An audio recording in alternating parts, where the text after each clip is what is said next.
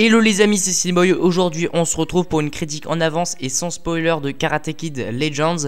Alors soyons clairs d'entrée de jeu, mon but n'est absolument pas de vous gâcher la surprise car j'espère que vous aurez envie de le découvrir par vous-même. Cependant je vais quand même vous donner mon avis global sur le film sans trop en dire. D'ailleurs j'ai l'impression que c'est un film qui se fait pas mal défoncer en ligne, du moins je n'ai pas vu beaucoup de personnes être vraiment fans du film jusqu'à présent. Mais vous allez voir, j'ai mon propre avis dessus. Avant ça, place au générique.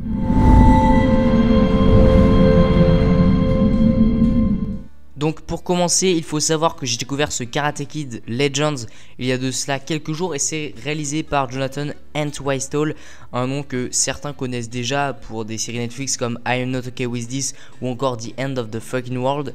Et ce film, d'après Ralph Macchio, se déroule 3 ans après les événements de la saison 6 de Cobra Kai. Et il s'inscrit du coup aussi dans la lignée du reboot de 2010 avec Jackie Chan et Jaden Smith. Alors, faut savoir que pour ma part, je crois pas que j'ai vu l'intégralité de la saga de mémoire, notamment les 2e et 3e films originaux, mais j'ai un excellent souvenir du tout premier Karate Kid de 1984 que j'aime beaucoup pour son côté poignant. Le reboot de 2010 aussi m'avait également plu à l'époque, même si je me rappelle pas de plus de détails, vraiment j'ai pas trop de souvenirs du film. Je sais juste que c'était avec Jackie Chan et Jaden Smith. Et du coup ce nouveau Legends m'a assez intrigué, même si je suis pas spécialement fan du concept de reboot, mais le fait que ça soit un film qui parvient quand même à conserver des personnages assez emblématiques comme Jackie Chan en Mr. Han ou encore Ralph Macchio en Daniel LaRusso, c'est une assez bonne chose à mon avis. Quand même des figures cultes de l'univers Karate Kid au global. Et je peux vous dire que ça a été une bonne surprise. Alors je dis pas que c'est un chef-d'œuvre, je dis pas que c'est un très bon film en soi, mais le film remplit parfaitement son rôle de divertissement sans prétendre être un chef-d'œuvre et c'était le minimum syndical je pense pour ce Legends. Donc je l'ai trouvé vraiment sympa à regarder pour le coup. Alors l'histoire de Karate Kid Legends, sans rentrer trop dans les détails pour ne pas spoiler, tourne autour de Li Fong, un jeune champion de Kung Fu venu de Pékin, magistralement incarné, franchement il est super bien incarné par Ben Wang. Il doit du coup s'adapter à sa nouvelle vie à Brooklyn après y avoir déménagé avec sa mère. Et rapidement, il se retrouve plongé dans l'univers local lors d'une compétition. Il se lie d'amitié avec Mia, une fille du quartier, et fait la connaissance de Victor, le père de Mia, qui tient une pizzeria. Lee doit alors jongler entre ses nouveaux défis personnels, les relations amoureuses naissantes et surtout la violence du quartier, notamment celle incarnée par Connor, un champion de karaté local qui lui donne du fil à retordre. Et donc la situation s'envenime quand Victor se fait attaquer et se retrouve à l'hôpital parce que oui, c'était un ancien champion de boxe. Et Lee doit alors retrouver sa force intérieure, se forger un chemin, et pour cela il va s'entraîner avec les légendes Mr. Han, donc Jackie Chan, et Daniel LaRusso, donc Ralph Macchio. Il devra ensuite participer à un tournoi pour faire face à ses démons et à ses adversaires du quartier. La trame reste classique, ça c'est vrai, et oui, c'est quasi une redite des autres films de la saga, mais c'est diablement efficace je trouve. Et surtout, ce qui m'a vraiment plu, c'est la façon dont ils ont intégré des personnages comme Mr. Han ou Daniel LaRusso. Ils apportent, je trouve, une vraie touche d'humour et vraiment beaucoup de réalisme au film, je trouve. Par exemple, ils vont taquiner le jeune héros, ils seront de véritables mentors pour lui, et c'était très cool de voir cette dynamique.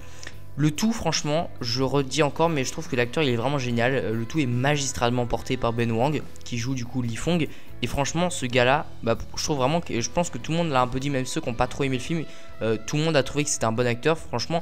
Parce que là, il a vraiment un potentiel incroyable, son charisme à l'écran, sa présence et surtout ses compétences en arts martiaux aussi dans la vraie vie sont assez impressionnantes. J'ai vu qu'il pratique le karaté, le Wing Chun, le Kenpo, le Kumdo et même le Taekwondo. Et c'est loin d'être anodin et ça se sent vraiment à l'écran qu'il est balèze en termes de personne même dans la vie normale. En tant que pratiquante de judo et de self-défense depuis plusieurs années, c'était vraiment cool je trouve de voir un film d'un milieu similaire, car ce genre de film d'arts martiaux bien fait se fait plutôt rare ces derniers temps. J'ai l'impression qu'on n'a pas vraiment de films d'arts martiaux au sens propre, pas vraiment en mode des films, je parle pas de films vraiment bourrins, mais je parle de films centrés vraiment sur le karaté, sur tout ça. Je trouve qu'on en a pas assez, c'est un peu dommage, et donc là je suis content qu'il y en ait. Donc voilà. Que dire de plus sur le film? Bah j'ai très hâte de le revoir du coup dans d'autres projets. Cet acteur, je trouve que c'est un bon acteur. Franchement, normalement on le reverra dans Marche ou crève, un film d'horreur qui a l'air assez trash et qui sortira en octobre. D'ailleurs, mortel le titre, sans mauvais jeu de mots, hein, vraiment il est génial le titre. Je crois que c'est une adaptation d'un livre de Stephen King de mémoire. Et après être passé après Life of Chuck qui était très bon, c'est génial et j'ai hâte de le retrouver au sein de ce nouveau film. Côté combat, je veux dire que j'ai vraiment apprécié la chorégraphie. Comme tout bon Karate Kid, oui, c'est pas forcément toujours ultra réaliste pour les pratiquants assidus. Je pense qu'il y a des coups, il y a des trucs un peu orchestrés de manière assez, pas comique, mais ça fait pas vraiment très réaliste.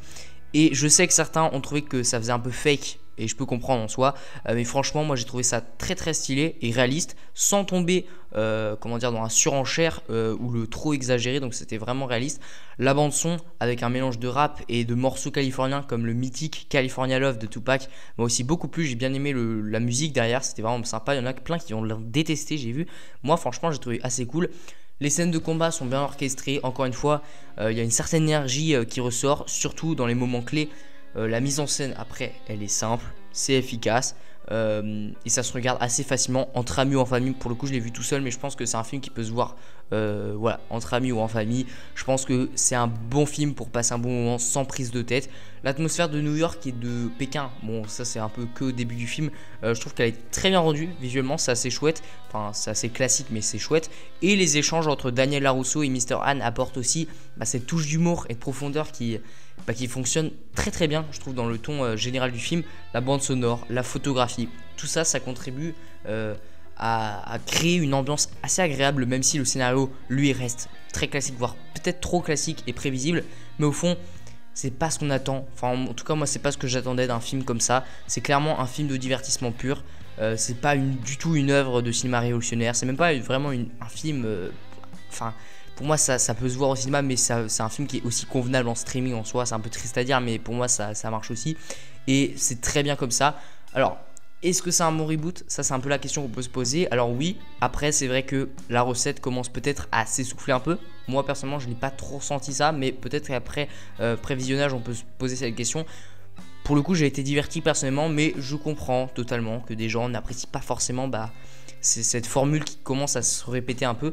Donc pour finir, je lui donne une note de 3 sur 5. Voilà, après, niveau divertissement pur, ça pourrait même s'interchanger avec 3,5 car c'était vraiment assez plaisant, enfin même très plaisant, et on s'ennuie pas une seule seconde, en tout cas me concernant. Il y a un certain rythme que j'apprécie bien. C'est un bon film qui remplit parfaitement son rôle avec un casting solide, un héros prometteur et des scènes d'action assez bien faites. La relation entre Daniel et Mr. Han, encore une fois, je trouve qu'elle apporte un vrai plus, elle est géniale. J'aime beaucoup le retour de Jackie Chan, ça fait vraiment plaisir de le voir là. C'est pareil pour Ralph Macchio, c'est très cool de les voir ici. Après, ils sont pas non plus exceptionnels dans le film, mais ils sont assez cool, avec aussi un peu d'humour et de profondeur, ce qui est toujours appréciable. Donc je suis vraiment curieux de voir la suite de cette histoire. Je pense que voilà, une suite sera prévue, et aussi de suivre la carrière de Ben Wang. Je pense que c'est le point positif ultime du film. C'est vraiment un superbe acteur, je l'ai beaucoup aimé, et c'est le premier film que je découvre avec cet acteur là aussi, qui semble aussi avoir un avenir assez prometteur d'ailleurs. Alors la sortie en salle française est prévue pour le 13 août 2025, et je pense que ça vaut quand même vraiment le coup d'aller le voir au cinéma si vous aimez ce genre de film ou si vous êtes fan de la saga. Après, je dis pas en streaming, ça marche aussi. Je pense que l'immersion n'est pas pareille, mais je pense que tu peux aussi passer un moment convenable. Mais je le répète, ne vous attendez pas à un truc de fou. C'est ni excellent, ni mauvais, c'est juste très sympathique pour ce que c'est, je trouve. Donc voilà, c'était ma petite critique de Karate Kid Legends. Donc n'hésitez pas à me donner votre avis en commentaire, à vous abonner pour plus de contenu autour de la pop culture et principalement du cinéma.